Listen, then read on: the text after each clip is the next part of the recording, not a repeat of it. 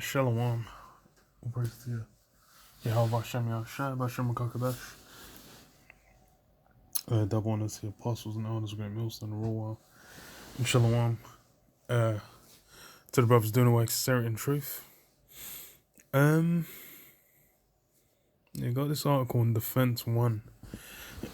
Kind of shows like, this thing that happened on Capitol Hill, or the U.S. Capitol. It's gonna be used. It's gonna be used to justify a lot of things that are basically gonna get done. Off the strength of it, man. And it's kind of like the censorship angle that's being pushed. They're kind of they locked down what's his name, man? His Twitter, Instagram, Facebook. I think Twitter they only gave him like a 24-hour ban at first, but now it's permanent and the whole account's been deaded off. Then he tweeted from like the President of the United States account, which I don't think it's gonna get banned because Joe Biden will be taking it over. But then they just wiped it. So it's like that censorship is getting pushed heavy, and that's it's gonna be used. This how this is how I'm gonna come against brothers, man.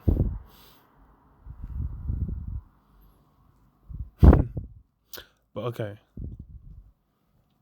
Let me read this. It says, U.S. Capitol now more vulnerable as a result of Wednesday's mob attack, former DHS official says.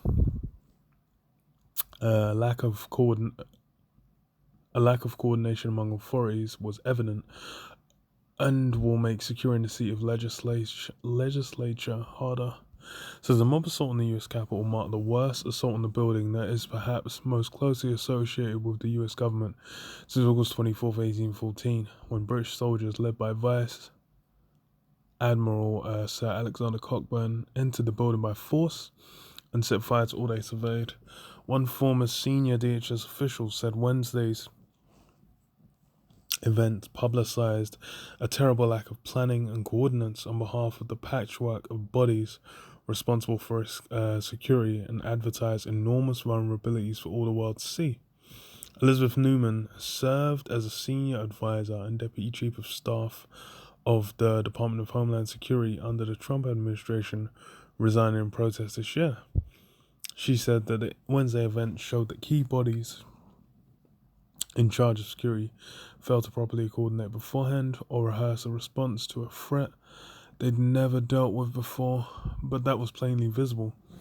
Imagine now overseas you have terrorists who would love to destroy the Capitol. They just saw how easy it was to penetrate, which has exposed a huge vulnerability, she said. Yeah, so with, because that whole incident was a bit, it was a bit of a madness. Because you essentially had, just a bunch of civilians run up on the main buildings where men are meant to be running government, and they didn't even have this is America as well, so it's like thing I consider is like in the UK, like Parliament, from a while back, so if we go back to maybe 2010, 2011 maybe, they didn't even have a fencing around it, but but they still had armed guards, and at all entrances they had armed guards with submachine guns, or assault rifles, but since I think the attacks one of the attacks, I think it was the one where the soldier got his head chopped off. Actually, no, I don't even think. I think it was before then, or maybe it was after then. I can't remember. But one of those attacks, then it added like a fence around it, and it added more kind of layers of security, and that's kind of what they've been running with. So it's like the U.S. kind of not even having like I'm shocked they didn't even have like a fucking SWAT team about. But that just shows that that whole that thing is a circus, man. It's a show that's put on for the masses. The decision making power doesn't lie there. It's the decision making power lies with the elites who are hiding secret. But you know, it's symbolic, and it's essentially going to give them the strength to, because what this article is going to go into is how basically, they're going to need a more militarized kind of approach to defending the building, and that's going to be an approach they're then going to apply. Like it's going to be justified as well. Everyone will be cheering, everyone will be loving it, and they'll be like, yeah, we definitely need that, because they've just seen these men run up in there and be taking selfies with statues and shit.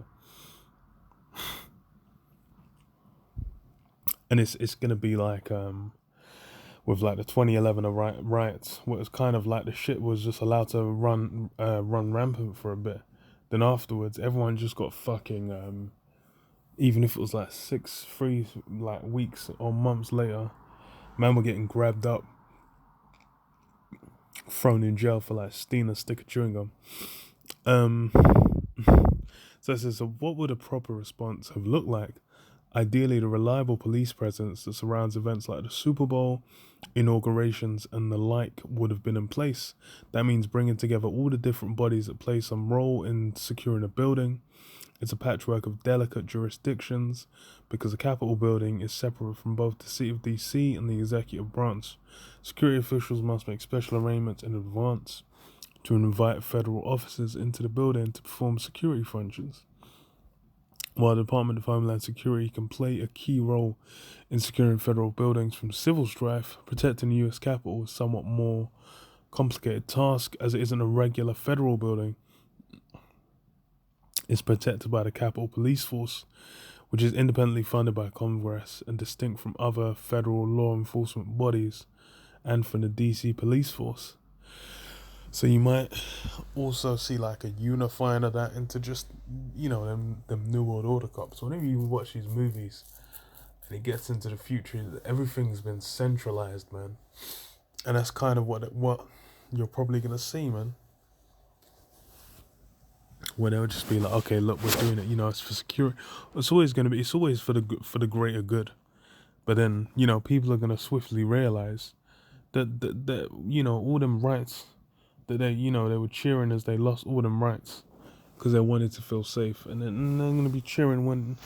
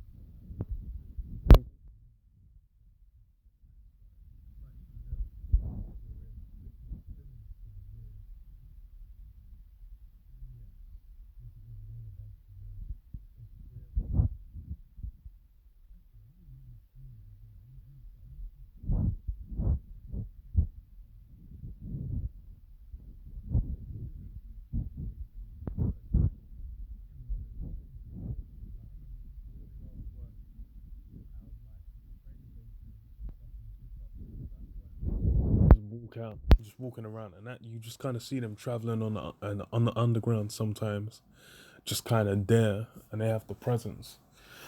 So this is a thing that is like in Europe has been pushed a lot harder, a lot more easily, man. I remember France, they had fucking snipers on the roofs, man them with the FAMAS, just rolling around on buses, rolling around in every kind of central location. It's a similar thing in London. In London, it's become hella normal. Remember when the Olympics came on, they had fucking rocket launchers.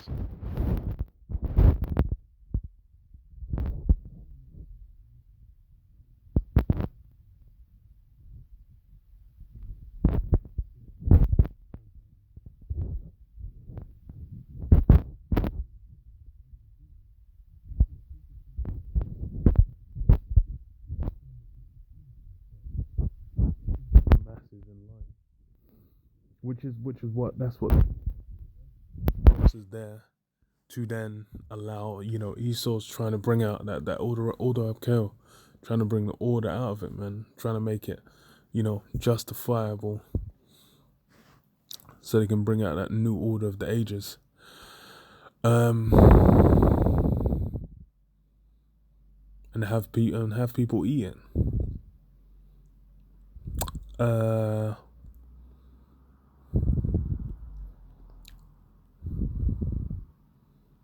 Okay. I think.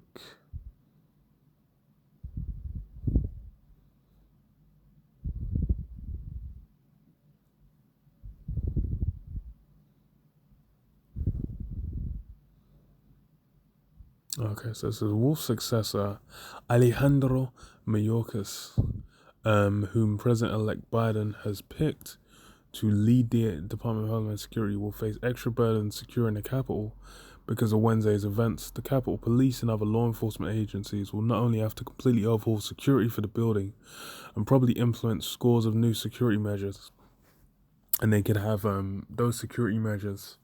It might now as well be like well, that's the mark can be integrated into that. They might have like an ID card system or something, and is as a kind of prototype, and then after you scan things to get in, which I think most most buildings kind of do that, like especially businesses really, where it's kind of you just scan and you go in, and then that leading into the mark, where they'll just say, okay, look, this is just going to centralize everything, for your safety and security. It says overall security for the building and probably implement scores of new security measures which make sure the world knows of it and finds a new defense is credible, said Newman. So yeah, that means they're going to get armed to the nines. So we're going to have to publicize all the security improvements we put in place. She said in order to dissuade future attacks, foreign and domestic. Yeah, so it means that, they're going to make a grand display of it. And that's these are things that are happening, man. People really don't know what the hell's going on, man.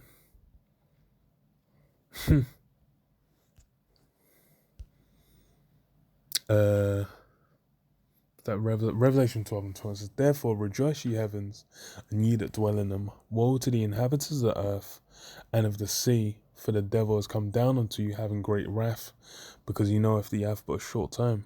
Yeah, so that's that great wrath coming down, man. That increased military, increased defense, which, I'm thinking, depending on what goes down on the inauguration day, which that's all witchcraft as well. Whatever goes down, that's gonna set pace, man. And then they're depending. And the thing is them letting all these guys go is like inviting them back on inauguration day to tear shit up again. And they said, I think you mentioned in the article, they've got a different security force for inauguration day. They have a proper one. So they're just like, I think they've had like 6 deaths, maybe 5 deaths total from the whole Capitol Hill thing. And I think one of them was a cop. So people are going to be getting lampooned. People are going to be getting, getting completely destroyed for that. But then, as well, it shows like that when there's an actual what they're saying is like a credible defense force at the inauguration. That means that if that same shit kicks off, you might have a lot more people fucking get wigged, man. It's gonna be chaos regardless, man. Because that's the theme. 2020 is barely barely over a week. 2021 barely over a week, man. It's already insane, man. But yeah, yeah, everyone's already given up hope of 2020, 2021 being like, okay, yeah, everything's gone back to normal. That shit's done, man. But yeah, shalom. Yeah, Bashim Shah, Bashim Kakadash Bakda, shalom.